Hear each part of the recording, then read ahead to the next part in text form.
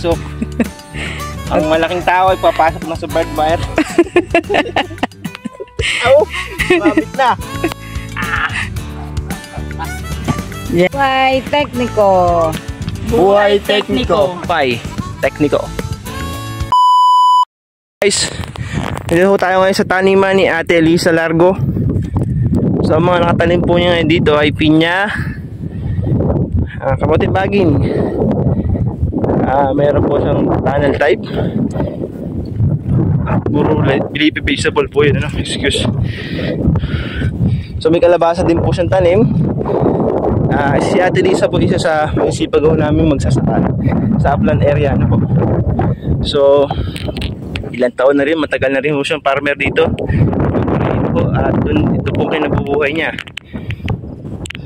So, sa bawat bigay pong programa ng DA ay siya po ay aktibo.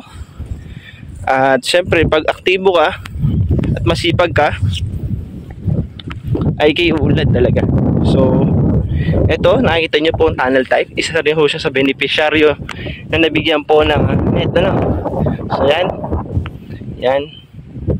So, ngayon, Ate Lisa, na nakatanim ngayon dito? Pechay, mustasa, tripolyo, guys, ang nakatanim ngayon dito. Yan, guys. Tapos, siyempre itong net ay mula po sa Kopia project.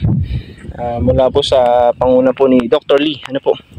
So may mga nakikita na ako mga seedlings sa tumutubo. Yung iba ay wala pa, bago pa daw sabog ni Ate Lisa. Tapos yun ay yung kamoting bagin, ano? Ate, ito ba ilang buwan? Ang kamoting bagin mo? 3 months. Wow, 3 months, ang bilis. So, December daw harvest. So, guys, sa December, kung sinong gusto po ng kamuting bagin, just contact Ate Lisa Largo. May market ka na nito? Ay, contact nyo si ate. At, ang dami. Malawak po dito. Almost 2,000 square meter po ang lawak ng kanyang taniman ng bagin, ano? Kamuting bagin. So, kabila naman ito, guys. Ito ay upo. Upo, kaso hindi mo nilagyan ng bahay, pagapangan. So guys, ito parang bago ko lang ito nakakita ganito, So upo daw, kala ko kalabasa to, guys. Tingnan natin. Ayan, kala ko kalabasa. So guys, ito yung upo, tambuli ate, ito na. Okay, tambuli ang kanyang variety. May nakita na yung bunga. So ate, bakit hindi mo nila tinatabasan? Okay lang yun.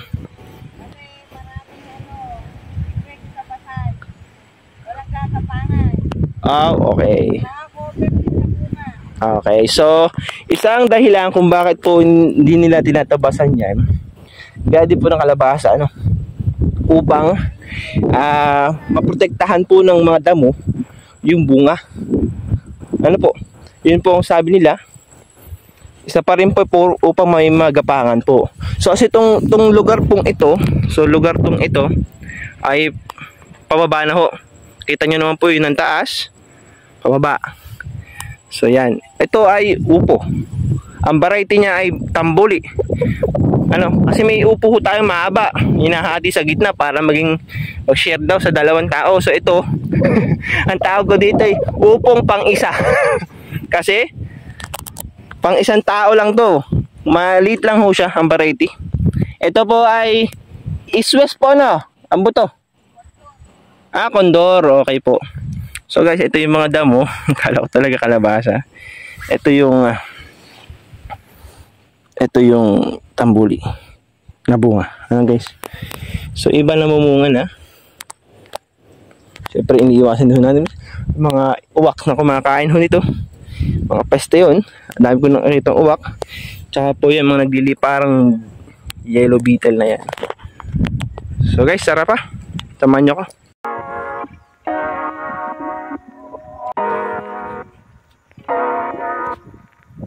Guys, kalapit po ni Ate Lisa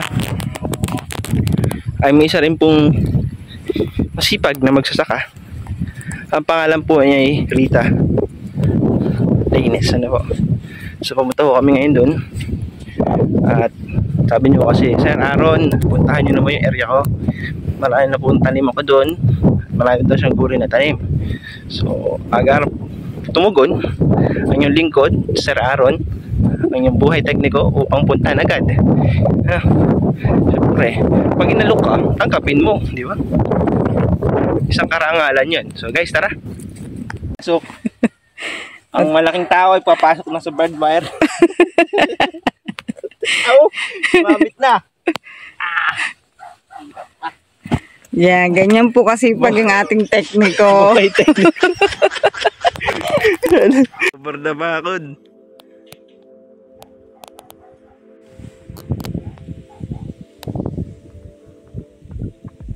Dito tayo sa area ni Ate Rita. Tapos na ako sa exhibition ko kanina. Pagpasok, overlaba na tayo. So ito yung mga pinya niya. Tatalin lang ata ito. Tatalin August. So August tinanim na ho ito. Maganda na siya. Ito yung pinya niya. Pasok, pinya agad makakita mo. Susunod, ano naman kaya. So tara guys, tutukan nyo po at puntahan natin. Diba?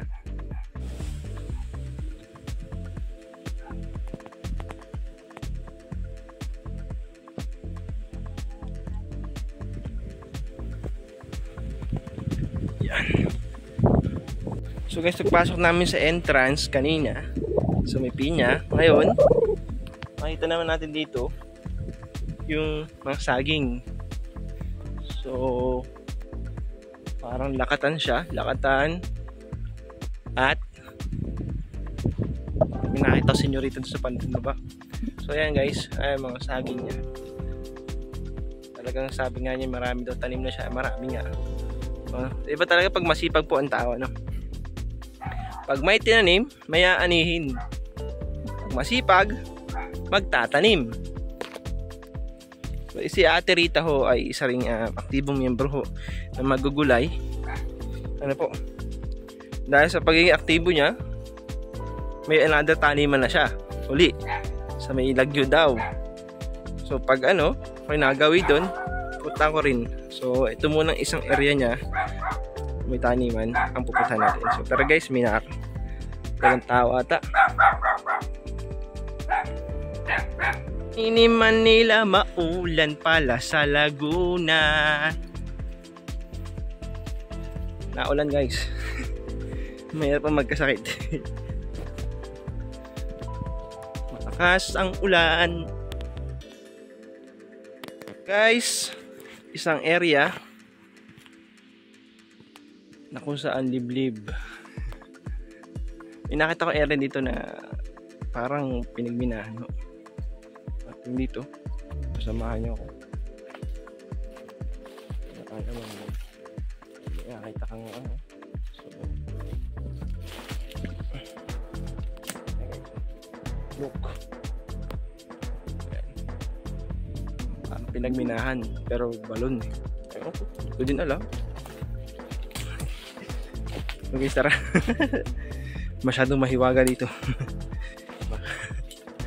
Sa liblib na ho tayo. Tara guys. Good morning kuya. BA Siniluan po. So ito po ang tanim. Ano pa ang okay?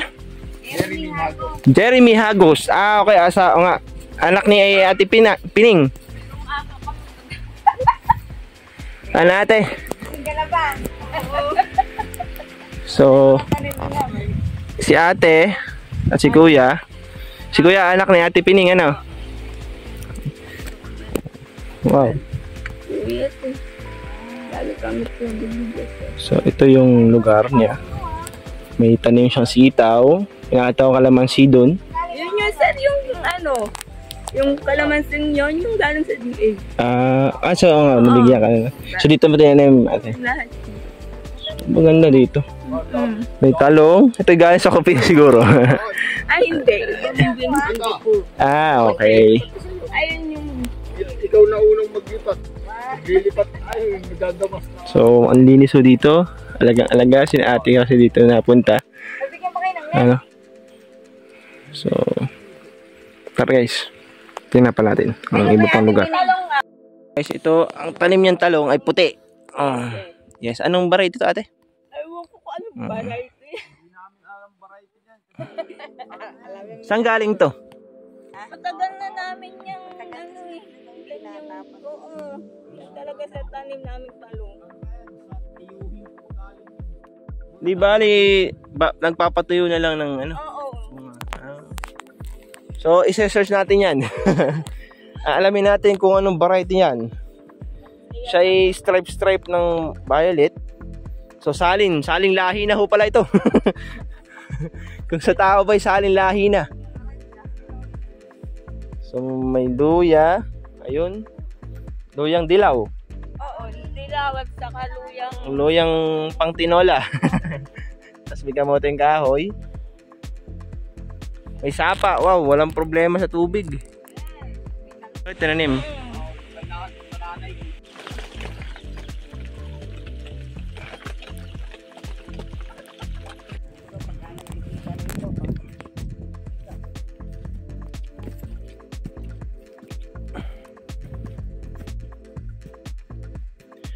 So guys, pauwi na ho kami.